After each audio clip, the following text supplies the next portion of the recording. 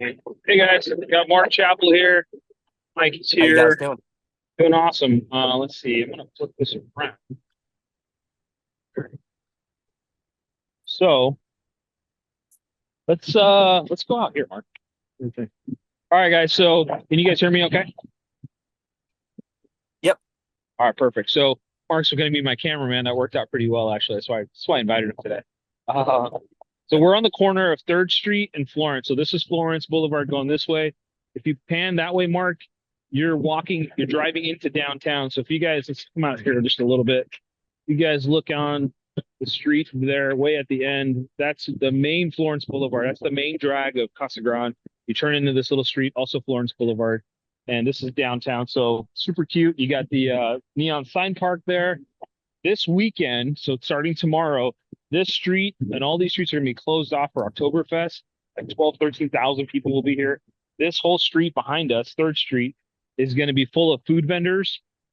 So you talk about being in the right place at the right time. Like this is where it all happens. So this is the central part of downtown. So our iconic building is really going to be the footprint for all the things that happen here. So let's spin it around. Let's show everybody what we got. So what you're looking at here, and by the way, if you guys have any questions, just stop me, okay? Because I'm going to ramble otherwise. You're on the corner. We're calling this Suite 3. And so this originally, what you're looking at here, the building used to be right up to here. So what we did was we pushed the building in, and now you have a patio. So there's no other place in Casa Grande that has a patio one this big and this cool. Sweet. That's going to be there. So this is ideal for a quick serve. Could be sit down restaurant, but definitely some kind of food operator, obviously, right? So why don't we go? What do you think, Mark? Should we walk around the exterior real quick and then come back in? Yeah, so let's do that, guys. Um, yeah, so this canopy's getting redone. Puppies. This is getting redone. They just need to touch it up. So we had a contractor you guys feel they'll make some pieces here. Let's turn this around. You guys can see up top. This is the new monument that got built. This is all composite, ABS composite plastic, but it looks like wood grain. We're gonna put 318, which is the address, up at the top on both sides. That'll get illuminated. And then the big brick monument, which is up there, that's the original monument from the building. We're gonna leave it like that. We're gonna power wash it, obviously. And then we're going to put that terminal logo that you guys see. That's the orange lettering with the railroad track. That's going to go up on both sides. So that'll be the main kind of signage. You got all the stucco here. We expect our food vendor, restaurant vendor to have their sign there, their sign there. This will be the entrance. So you got a double door entrance. You have your patio, and then you got the service area. So we'll go inside here in a bit, but I want to show you guys this part first. Any questions so far?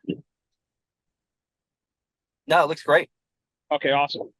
Just stop me here so you can see that we got our super cool looking flyers on. So this is Suite 2. This is the Lab Studios. This is the salon suite concept that we got. We'll go inside here. You guys will get that going. And then Suite 1's being worked on. It's not worked on. They're working on the outside of it, but that's where those guys are with the lift. And we can actually see inside that suite from the inside. But this is the exterior. This is basically 90% done, 95% done, ready for this weekend. We'll go around the Are they back. connected? Is Right the on the inside they are. okay. They will, yeah, they won't be once they're all done, right? What about the rest? I mean the grocery store next door. The buildings do touch, Okay. but they're not connected, if that makes sense. Okay. Yeah, so the restaurant is or the restaurant, the grocery store, we share a wall. But oh, you know what? We can't go that way anymore. It's closed off. So well, you guys can see the drywall patch there. But Suite 1 is on the other side of this wall, and that's 1,700, almost 1,800 square feet. That's the one I mentioned yesterday. You have an IV bar that's interested in taking over that spot. So ideally, that'll be great to get that done. And then they've closed this off. They actually finished that edge. And so we're in the middle of Suite 2 right now. This is probably the most interesting suite. It's 4,600, but it's got this big, long L-shaped break that goes all the way to the back. And then there's this extra room back here too. So this worked out for their concept because they're going to basically create 24 mini suites. A little bit dark in here, so Hopefully you guys can see me because I'm a little dark as well. But this is the backspace of that. This restroom space will get built out, but we'll have power for them here. And so this wall is pretty interesting. It's a structural wall. We're just going to frame it up and cover it. So there's some nostalgia there, but it's also kind of ugly. So we're just going Wow. to cover it up. Yeah. But that questions on that? No. So how did we find that? How did we find this property, this deal? Yeah, great question. So through the mayor, Mayor Craig, we reached out to him when we talked. I think I talked about our other ground up development project. Okay. Yeah, we're recording. Yeah, automatically it records. So our ground up project, we reached out to the mayor. Just he was very friendly to connect with us, and so kind of gave us a tour of the town, and then basically asked us, "Hey, what else are you guys doing? Are you interested in doing more multifamily in downtown?" I was like, "Well, what are you looking for?" He's like, "We'd love to see some mixed use." And I was like, "Mixed use in Casa Grande is quite the leap, but let's go take a look." And so he just said, "Hey, this building's for sale. Would you guys put apartments on top and retail at the bottom?" And I don't know. Let's ask the question and see if it makes sense. So, we did that and we just said, well, it doesn't make sense for multifamily, but what if we took the retail space and turned it into a downtown kind of thing? What do you think you would be good for? And he's like, entertainment and dining is what the city needs. And so if you guys Sweet. could figure out a way to do it, that'd be awesome. I said, okay, let's figure out a way to do it. Here we are. Yeah. So, what you guys are looking at here is the perimeter wall, demising wall between Suite 2, which we're in.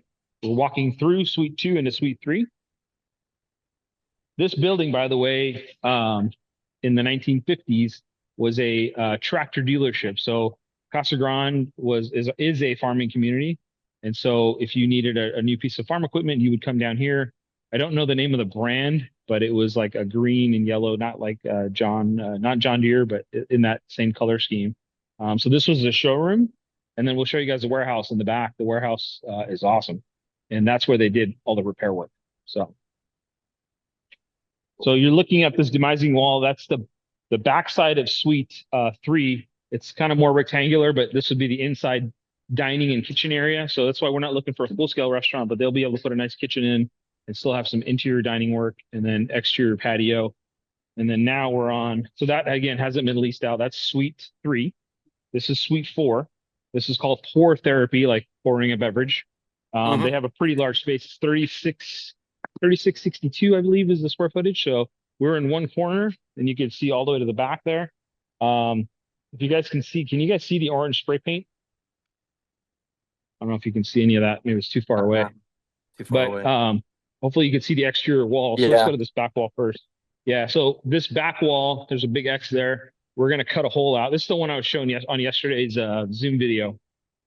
This is going to get a roll-up door. So this is going to be 14 feet wide, 12 feet tall, big roll-up door. And it's going to roll out to their patio. So they'll have their own private patio back here. This will be the access point. Yep, being going to show them that, Mark. Yep, they demoed the concrete yesterday. So why do we take all this concrete out? Well, a couple of reasons. We need to put the footings in for the pergola or the patio, but we also need to install and run conduit. So Mark, maybe if you could pan over here. We put all these new electrical panels in because the building only had 400 amps in total. We need 1400 amps to serve all of these suites. So we bought panels, we put them in, stubbed them out, but now we're going to run the power. So the power pole is over there, panels are over here. You can see the overhead wire. We're going to get rid of that overhead wire. They're going to install a new transformer, and then we're going to run underground all the new piping, which will carry all the new electrical.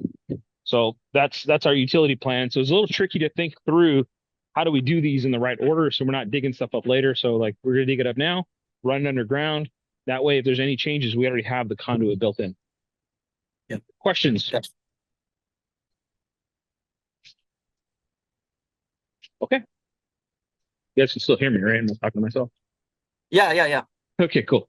All right. This is the riser room. So that's the fire sprinkler. They demoed this room out.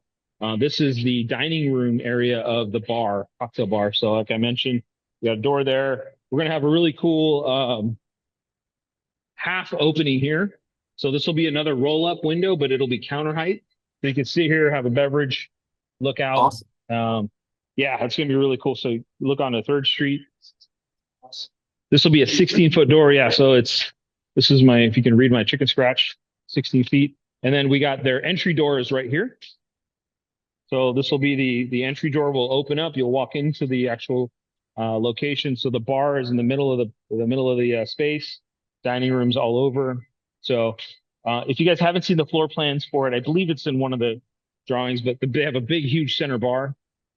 And then this whole thing is the back of house. So that's the kitchen. The office will be back here. They'll have a service door in the back. And this is almost ready to go for us. What we're doing next is we're going to trench out their plumbing because there's no plumbing in this side. So we're going to trench it out and then install their grease interceptor, which is what collects all the grease. Obviously, we've got to cut these doors and put the AC units in. Once we do that, we can deliver the space to the tenant. And then they can start all the work that I just described. So we're not doing any of that. We're just creating the shell. We're definitely behind plan. A lot of that has to do with the designers just dragging their feet. So finally got it resubmitted back to the city. So we have all this work that you guys are seeing. The reason it's not covered up is we did the work before we had the permit. We just started. And so we can't cover it up because it needs to get inspected. So as soon as we get that inspector in, we can cover them up and start making progress. All right, I'll pause for a minute. What questions do you guys have so far? Questions or comments? I'll take both. Nothing. Sylvia, Joe, good. I would say it's a really cool way of coming across the property. Finding out beforehand what's needed instead of just throwing up something. Yeah, see if it sticks, right? I mean, we definitely that's something I think I mentioned in the webinar is the amount of political capital this property has. So the new mayor, Lisa Fitzgibbons. So the mayor, Craig, I mentioned, this is his last term. Because I think December is when he's out of office and Lisa takes over. This is her district. And so she is extremely committed to getting this area, revitalized. And so it really ties into revitalizing downtown. Hey, Ralph, how you doing? And getting, activity down here. And so there's some floor plans that Mark's showing you guys, but just really excited to be a part of that and having them tell us, hey, this is what the city needs. And then we can validate that obviously with traffic counts and, getting a consensus of the types of food or types of restaurants that it could be served here. So not only would it serve the public, but then I mentioned, if you guys look on the investor deck, the industrial corridor is just west and south of us. So Lucid Motors, that whole huge complex is like 2 miles from here. And so there's 10,000 people that work there that have to eat lunch somewhere, right? And so if you go during lunchtime, you go down to Chipotle or any of those places there, it's so busy. So this would be one closer, right? So the restaurants would have business not only in the evenings, but also during the day, right? And that's sometimes a struggle for midday places, right? They struggle until nighttime. So I think it's a great space. And, it is if you build it, they will come, but we're trying to build the right thing. Right. Yeah. So, that's Ralph, our framer. He's done all this good work here. He's born and raised in Casa Grande and pretty proud of this project. So, what else, guys?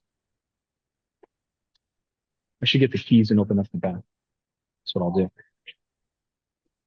That's a little dark way to go, but you can go that way, Mark. All right. We're going to show you guys the warehouse. And, I think that'll give you the other side of this space. So this building that we're in right now, it's 13,000 plus square feet. And then let's show them the back parking lot. Oh, awesome. I love how they put the keys right here. All right. So we're in the parking lot. This is another 9,000 plus square feet, give or take. And the vision here is how do we take this huge parking lot? One, do we make it a parking lot or not? We don't want to make it a parking lot. We really want to use it, find a way to monetize it and use it. So today, I talked about all this. So you have the pergola here as a patio. We'll have a patio here for the brewery.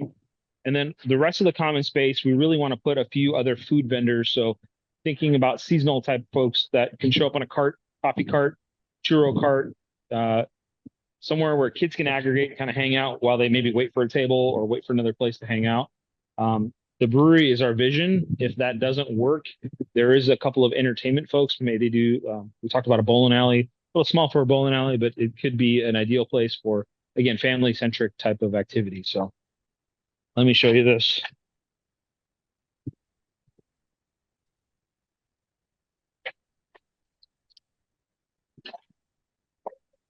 So this warehouse is 7,500 square feet. And fun fact, fun for you, the prior use after the use after the tractor dealership service center was a roller rink. So in the 1960s and 70s, you could come in and use, people were using it to skate. And the roof is super rustic and super cool. Unfortunately, it's super unfunctional. It will support 0 weight. So what we're going to do is we're going to rip off the roof. All that steel unfortunately has to go away, but we're going to replace it with similar looking steel. And so it'll still have the retro vibe, with actually another layer of windows, but it'll be brand new. It'll be structurally sound, and it'll still be the shell of a building that you see here. And so our original brewery that we had originally talked to was going to be right up from here, tap room, all the way back doing full production. That didn't work out. So we're talking to a few other folks and seeing how we can utilize the space today. Even if it's not a full production brewery, a tap room would be great. And this could also be used for, one of the things that this city doesn't have is good entertainment space. So like a wedding venue or a meeting venue that's upscale and could have catered kitchen food brought in, indoor entertainment, and then outdoor. We really want to create a stage. So live music is a big piece of Casa Grande, and so they're really looking for live music opportunities. Questions? Yeah, so I recently went through something kind of similar. If you're using it for sound, what are you guys, or for like a stage with music, live music and stuff like that? What are you guys doing as far as like, making sure the sound The is acoustics. Yeah, yeah. it's if you can hear me now, it echoes like crazy, right? Yeah. That's because one, there's nothing in here, but acoustic panels. It's we actually got some really good feedback from a few other folks that have done something very similar. They'll put acoustic panels in the ceiling, some floating panels that'll absorb the sound, possibly on the walls as well. Yeah, even inside of the other building, which has a much lower roof profile, you can hear the echo, right? So the acoustic panels suck up all that sound and make it work pretty well. So Yeah, so something else that just an idea is yeah, they had us put in like angled walls, because that okay. that actually does helps better with the sound than acoustic panels. So it's Oh, not really? not yeah, it's actually probably less expensive just to bump the wall out in certain spaces. Yeah. So like a certain angle, so instead of a 90-degree wall, you're kind of angling it in Yeah, as the you go sides of up. the walls. Yeah, the sides of the walls, instead of being flat, like I can probably find a drawing. Yeah. But Yeah. yeah, it just kind of the wall just kind of bumps out at an angle in a couple places, and it Okay. helped it. This was from a sound guy that's done tons and tons of stages. So Very so cool. that's That's good what. to know. And we also want it to project correctly, right? So we don't want it going that way. We want it projecting out into the space. So to be determined, really, it's more of, we'll help design it Mm. once the operator comes in and says, hey, this is what we want to do. But that's really the target market, is who we're trying to go after, is like entertainment space that could utilize it for both indoor and outdoor. The caboose? Yeah. So the project's called the Terminal, right? With the history of trains. If I don't know, I think I described that to you guys before. Yeah. The city. Go ahead. Do you have a question? No. I Oh, was saying, I remember you talking about the terminal. yeah, about the train history, right? So I don't think I talked about the caboose. So the city of Casa Grande owns a caboose. It used to be down on the main rail here, down the ways, and they were gonna basically lease it to us for a couple $100 a month. They wanted to sell it to us for like $20,000. I was like, no way, not Mhm. buying that. But if you want to lease it to us and let us use it, that'd be great. And so one of the things we wanted to park, and I think it's in one of the renderings, is kind of where my hand is pointing, right by that red truck on the inside. We wanted to park the caboose, and so one, have it for just a cool vibe, but then also try to use it. So it could be a coffee cart, could be a cool bar, could be a couple of different things. Ice cream is the first thing we thought about, something simple that you could sell out of. Yeah. The downside is the caboose got lost. So the Union Pacific picked it up and moved it during maintenance of their rail line. They don't know what they did with it. So it's gone. But they're like, we have another caboose for you, and it's in much better shape. And so that's in the works now. And so once we get that caboose, we'll go inspect it. Because the rail line is right here, there's actually a manufacturer that takes old rail cars and fixes them up for Union Pacific and Southern Pacific. So we're gonna, if and when we get there, they'll take the caboose, have them refurbish it. So they'll cut it, they'll fix it, and then they'll mobilize to bring it over because it weighs like 30,000 pounds. By some more, but pretty significant weight. So we'll have it brought over, put on rails, and it'll be a very cool aesthetic, but paying homage to the city, but then functional as well. Yeah, if you guys, I don't know if it's as hot over there as it is over here, but like we've got people that make millions off of snow cones and stuff Snow like cones, that. yeah, It's snow just like cones. it's so Yeah, it hot. gets very hot. It's beautiful today. It's like perfect weather, but we just missed the heat, right? So the last couple months, ice cream, snow cones, anything like that, I think would be great, as especially as people are waiting. We had talked back in the corner of making maybe mini golf. It's like $100,000 to build out a mini golf course, so a little bit more than the budget would make sense for. But I'll, as you guys are part of this team, if you have some ideas on, hey, this would look great here, we'll explore it. We have a plan, but it can be modified because again, it's a pretty blank slate, and so I'm open to ideas. And I think that's really it, guys. What else can I answer for you or help you feel more comfortable?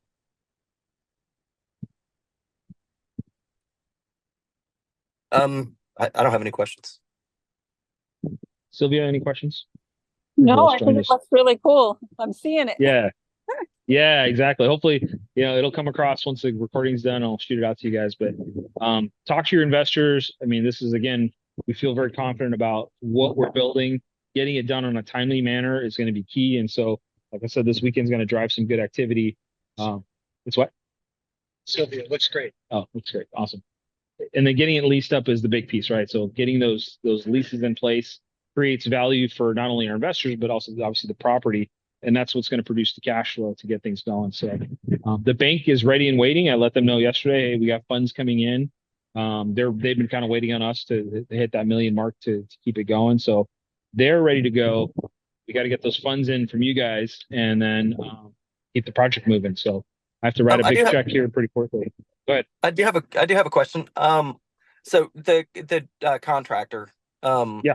is it somebody? Do you have experience with this contractor, new contractor, or are you guys subbing out the work yourselves? Oh yeah. So the general contractor is called Capital R, and they are Okay. local to Casa Grande. They've done a ton of retail work. They're probably the number one contractor in town, but they're still small where they don't do like mega projects, right? They're doing medium sized projects. Yeah. Sorry, a little bit of mega. Rusty Riggs. If you Google Rusty Riggs, he is born and raised in Casa Grande. His family is well known throughout the Southeast Valley here, and so they're extremely committed to this project.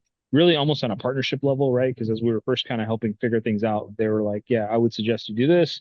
They've connected us with their host of vendors that they really like, and all the pricing has been very, very reasonable. Like the plumber is right there. The HVAC guy is like 2 blocks over. The drywaller, I've talked about him. He's from Casa Grande, and so it's a pretty small community. Some challenges with that. It's very positive as long as the scope is correct. Some areas like this retrofitting, that's a little new. So we had to go outside and find a great mason that's going to help us cut those walls I talked about. So there's a little bit of a downside, but overall, great reputation, very good pricing, very fair pricing. Things have gotten more expensive if you guys haven't paid attention, right? Construction, when we bought the building through 2.5 years ago, the tenant improvement costs were around $75 a square foot. So if you had 10,000 square feet, $75 a square foot, that'll give you an idea of what you're going to spend to improve the inside. It's well over 100 now, right? It's 100, 110. And then if you want to go with really fancy finishes and fixtures, then that's all plus plus, right? So just basic sheetrock and metal studs. So all these guys are feeling the pinch. They have to pass it on to somebody, right? And that happens to be us. So it's part of the way we just needed to figure out, hey, there's a stop end, right? Is what is the lease rate? How much can that support? And then work backwards to go, hey, this is our budget. So we've kind of really worked that way to go, well, I'd love to build a $10 million facility. Well, $10 million isn't going to make us any money. So we need to keep it under 5, right? 4.6. And that's how we came to that conclusion. We were closer to 3, to be honest with you. But as we started to really dig in and see what the property needed, we're like, okay, this is going to be like, this spend here is going to be like 1.3 million, right? This is going to be about a million on the warehouse. So it's 2.3 just right there, plus the building price, right? And then the parking lot. So it does add up pretty quickly. We saved about 100,000 on the roof. We found a way to re-roof the building instead of new roofing it. That's $100,000 that we put back in our pocket. So Use spray foam or you foam coating, or would you guys do yeah, on the spray roof? foam coating. So it was already a foam roof, and then they basically added another 2.5 inches of foam. So I don't know the exact R value translation, but it definitely helped. And so we got a brand new sealed roof. They actually helped repitch it a little bit. It was pretty shoddy work before, so clean that up, and it's got a 10-year warranty on it. Happy about that. What percentage financially are we through the project? I would say a percentage financially, we're probably right around 30 to 35% through. Cool. Awesome. Good questions, guys. Anything else?